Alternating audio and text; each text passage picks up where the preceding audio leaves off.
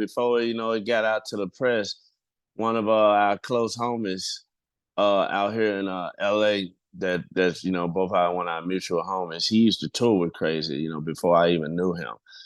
And my boy Sean. And he hit me and he said, when was the last time you talked to Krayzie? And I said, well, I was just with him Wednesday. He's like, well, Thursday, he went into the hospital. He took himself to the hospital. He was coughing up blood or something. I'm like, what? Really? I was like, I saw him Wednesday. I was like, he was in a great mood. Like he was doing good. And he brought me his new IPA that he brought out. You know what I'm saying? And we was in there chilling. It was the first time I didn't take no pictures with him with us in the studio. Usually we see each other at the airport, we take pictures, we see each other at the store or whatever, and especially at the studio. But that time I didn't take pictures with him. I was taking pictures for him, holding up his alcohol brand. The weird thing about Wednesday is it was the first time we did more than one song. Usually we do one song because, it take them a while to write because they put a lot, it's a lot of words going to each line of tongue twister.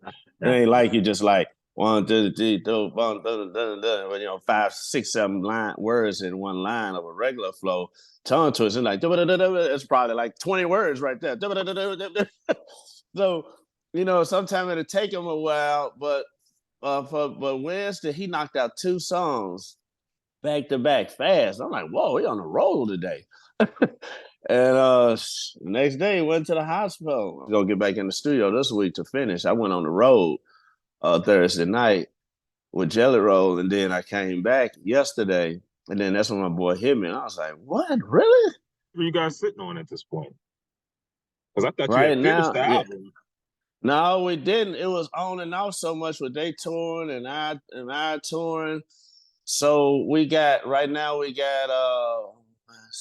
6, 7 songs done. Like these last couple of weeks, we had just started to really buckle down on it. We was like, man, let's get ahead, finish up this album, because he's like, every time he posts something, people will be like, this is his exact words Wednesday. He said, every time I post something, people will be like, yeah, that's cool and all, but when is that Paul and Krayzie project coming out? And I said, man, they be the same way with me. The only reason the single ain't out is because they taking a while with the artwork.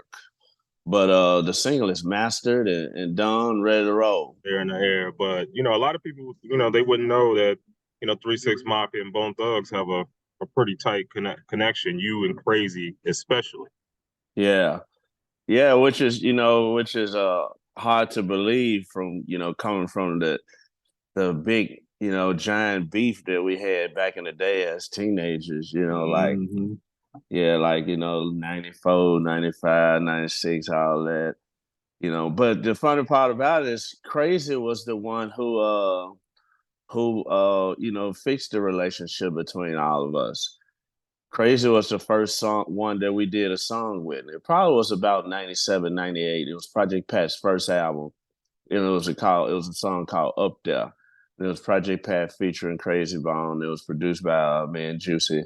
And that's what squashed the whole beef between us. So Krayzie was always my guy, ever since then. Yeah, it was just a misunderstanding. Like, they was, when you look inside their artwork, they had like 666 and skull heads and, stuff kind of like that, Ouija boards and whatnot. We had stuff like that. And then we was tongue twisted, and obviously not on the level as they was. Some people in our group was, but not everybody. So we just thought that they was copying us, that they thought that we was copying them or whatever. And it just, just teenage boy crap. Yeah, I know he's gonna be fine. He's gonna be fine.